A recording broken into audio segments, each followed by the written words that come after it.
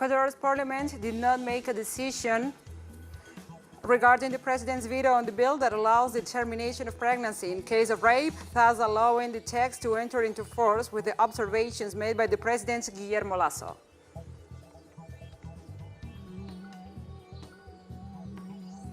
The government of Finland considers it likely that the country will join the North Atlantic Treaty Organization. And the World Health Organization reported that the total number of confirmed COVID-19 cases and infections exceeds 500 million on the planet since the beginning of the pandemic.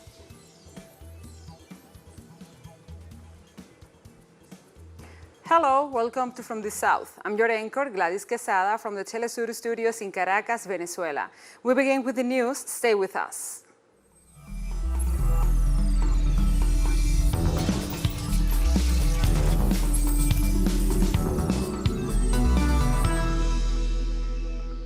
And now we begin. Ecuador's parliament did not make a decision regarding the president's veto on the bill that allows the termination of pregnancy in the case of rape, thus allowing the text to enter into force with the observations made by the president Guillermo Lasso.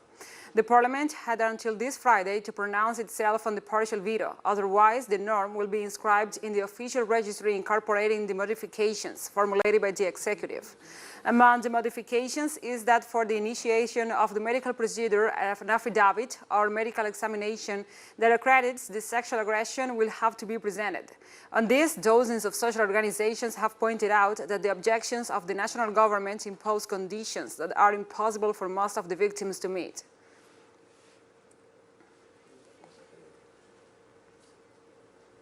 El Salvador's Police Guild denounced on Thursday that police commanders are pressuring their officers to comply with a daily quota of arrests, which is being met with the arbitrary detention of innocent people.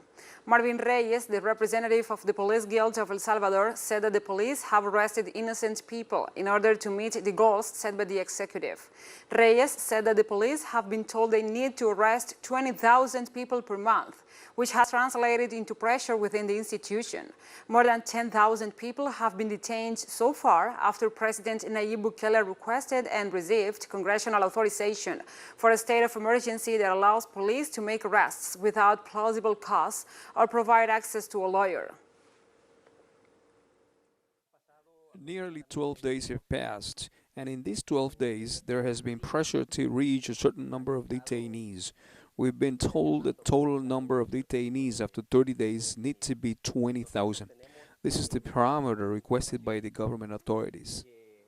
In Argentina, the government and grain transporters agreed to create a multi-sectoral dialogue table to address current problems after several days of strike. After 4 days of transport strike, the members of the Federation of Argentinian Transporters participated in a meeting with representatives of several rural entities organized by the Ministry of Transportation. During the meeting, it was decided to organize a session of the dialogue table for May 15th with the purpose of reviewing fuel tariffs. It was also agreed to establish a conflict resolution committee for the dialogue between grain producers and transporters. In addition, the Energy Secretariat assured that it will guarantee the supply of fuel.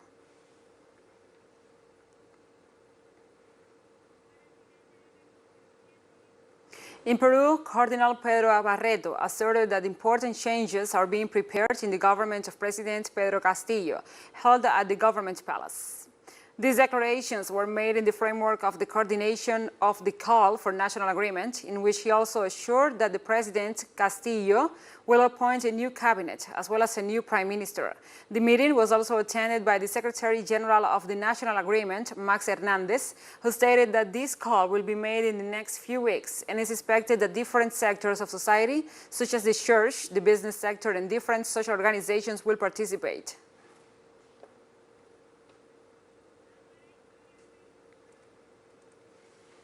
In Peru, little over 10 months into Pedro Castillo's mandate, the opposition and the majority of media in the country continue to seek the presidential vacancy, despite the severe social and economic crisis further heightened the last few days by the unfortunate death of 5 people and dozens of injured.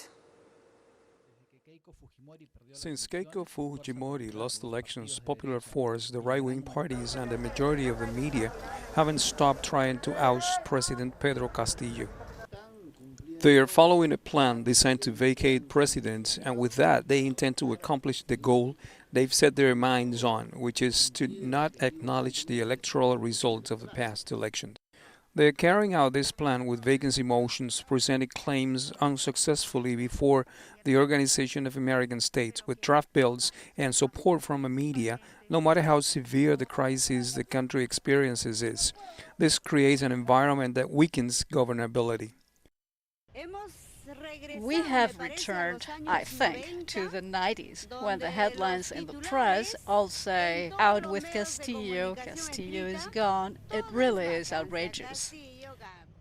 For ex-premier and Congressman Esbelido, nothing is free in politics. He considers monopolies have set higher prices on food to create unrest and follow the strategy of pro-Fujimori Congresswoman Martha Moyano to vacate the president, just as she phrased it in an audio file recently leaked to the media.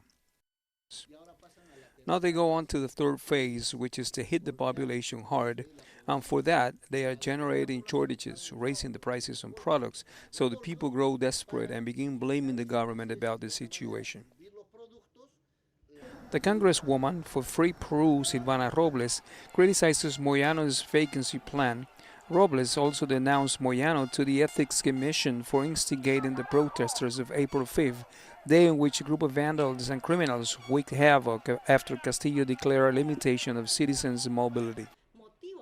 Reason why Ms. Moyano is in this indictment before the Council of the Ethics Commission: her voice can be heard clearly in an audio file where she talks of a plot to make Castillo resign his post. 8 months after the general elections, the laws benefiting the people are inexistent, and the draft bill to ban monopolies that raise the price of staple foods are only a patch in the torn cloth, when what the situation actually demands is a new constitution. This draft bill of banning monopolies is really only a patch for the Constitution. No matter how much you approve laws, banning monopolies won't make the system work. We need a new constitution. The state needs to be restructured. That's the final cure. A new accusation to oust Castillo and a motion underway to cut Premier Torres out of the picture show how indifferent the media and the opposition are to the 5 deaths from recent violent outbursts in the country. Peru is shaken by the latest events. Delay demands affecting those most in need don't seem to be enough when personal interests are in the way. Ramiro Angulo Maquiavelo, Telesur, Lima. We'll take a short break now. Join us again after this.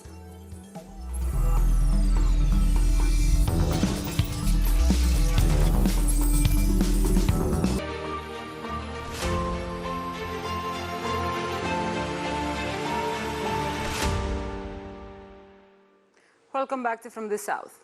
The government of Finland considers it likely that the country will join the North Atlantic Treaty Organization. Helsinki authorities indicate that the people made the decision of countries becoming a member of NATO. In this context, the executive pointed out that the procedure of parliamentary debates must be complied with previous timeline.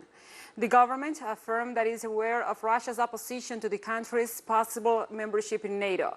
Moscow affirmed that this measure threatens stability in Northern Europe and asserted that it will place nuclear weapons in the Baltic if Sweden and Finland join the transatlantic alliance.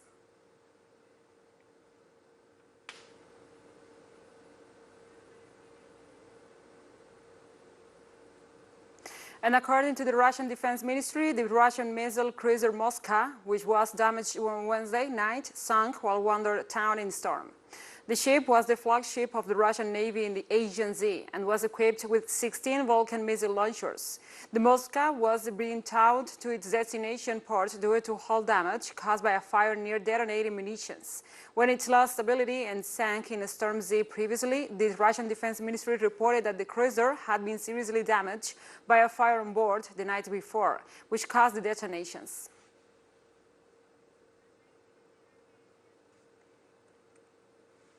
Algeria closes itself to the Spanish beef market and increases the price of gas to the Iberian country in retaliation to Madrid's support to Morocco regarding the conflict with Western Sahara. According to reports in the Spanish press this Thursday, there has been a de facto closure of the Algerian market for Spanish livestock farmers and commercial operators. The measure is in addition to the announcement on April 12th, in which Algeria warned that it will raise the price of gas to Spain and reported the signing of an agreement with the Italian government as a preferential partner in the energy supply at a time when access to gas takes special relevance due to the Russian-Ukrainian conflict. The trigger for this situation is the Spanish endorsement of the autonomy plan proposed by Morocco for the Sahara to the detriment of the recognition of Western Sahara as an independent nation, a decision which has also led to the Polisario Front to suspend its contacts with Spain.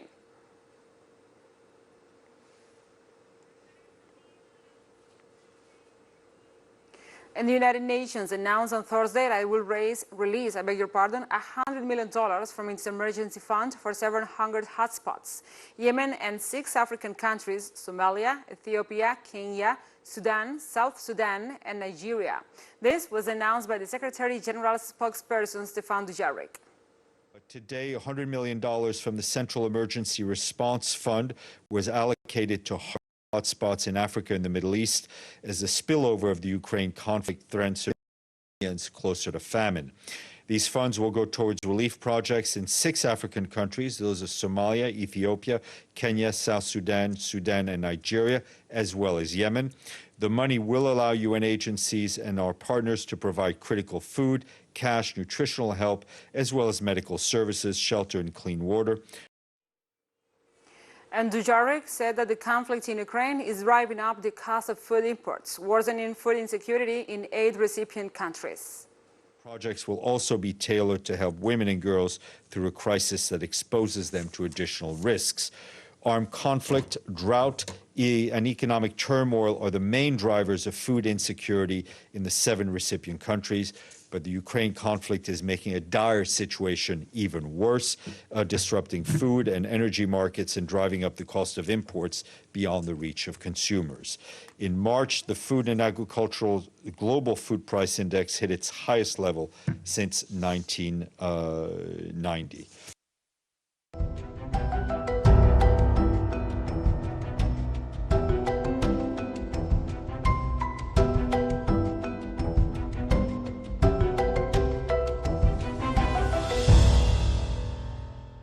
Now we address other topics. The death toll from the devastating floods in South Africa rose to 395 on Friday, mainly in the Durban region on the country's east coast.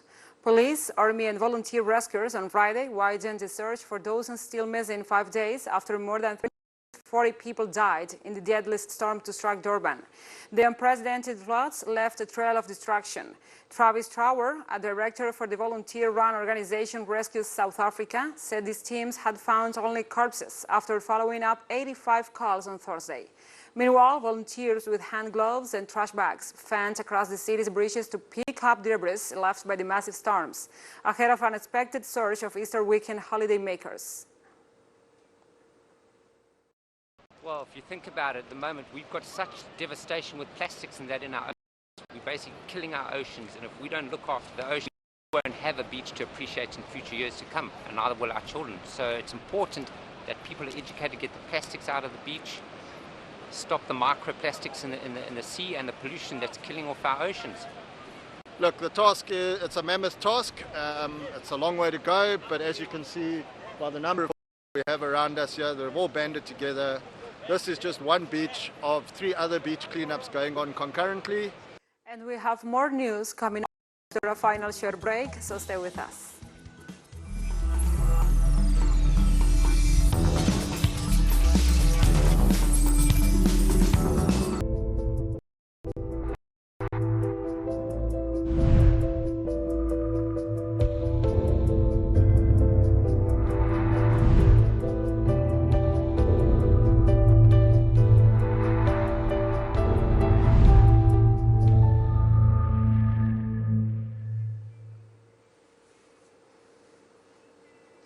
Welcome back to From the South.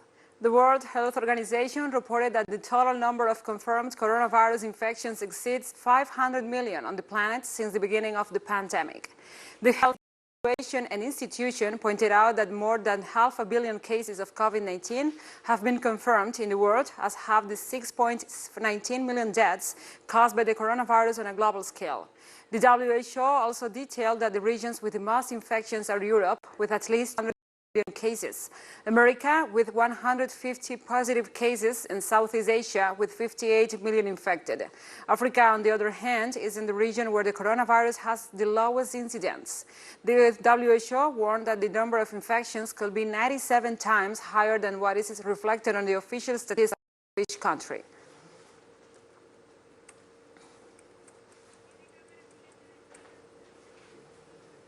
And the Chinese mainland reported 3,472 new locally transmitted COVID-19 cases, of which 3,200 were reported in Shanghai, according to the National Health Commission's report on Friday morning.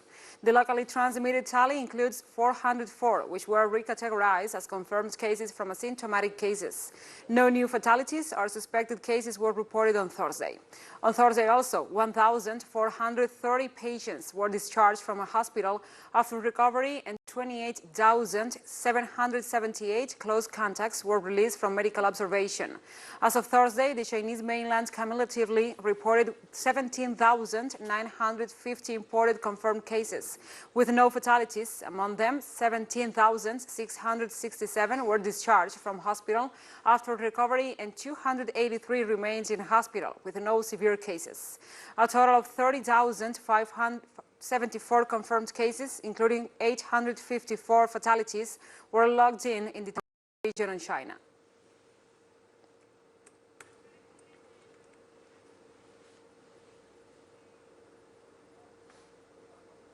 This Friday, Israeli troops attacked the Al-Aqsa Mosque, the third holy site for Muslims, while hundreds of Palestinians were performing prayers for the holy month of Ramadan.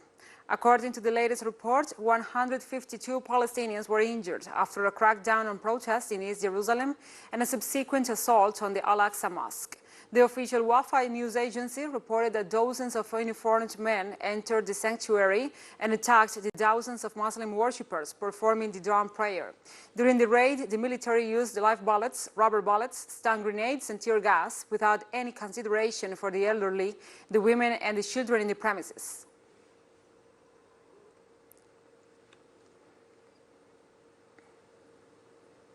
Brutality by Israeli police forces has been caught on camera and disseminated through social networks. Let's take a look.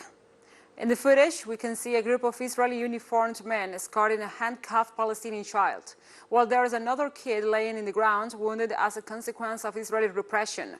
Another footage shows a Palestinian cameraman and a journalist were wounded while covering the repression. The occupation regime has exponentially increased the arrests and aggressions in the occupied West Bank, which has caused the death of several Palestinians in the last few days.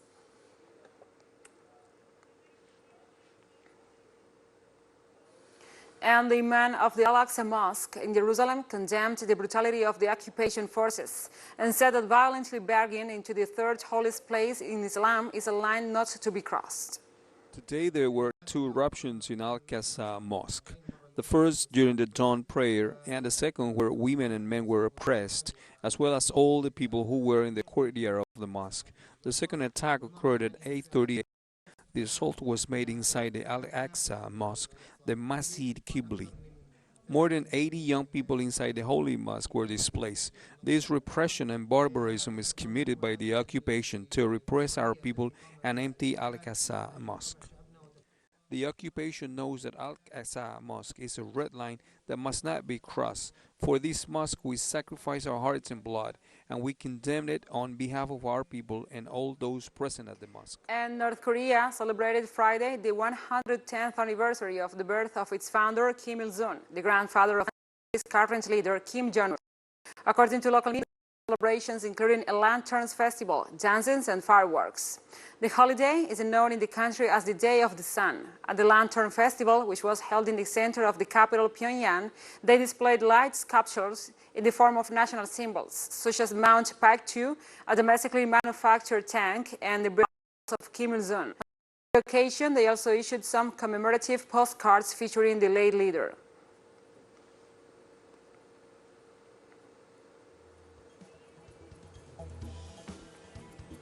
And we have come to the end of this news brief. But remember, you can find these and many other stories on our website at telesurienglish.net.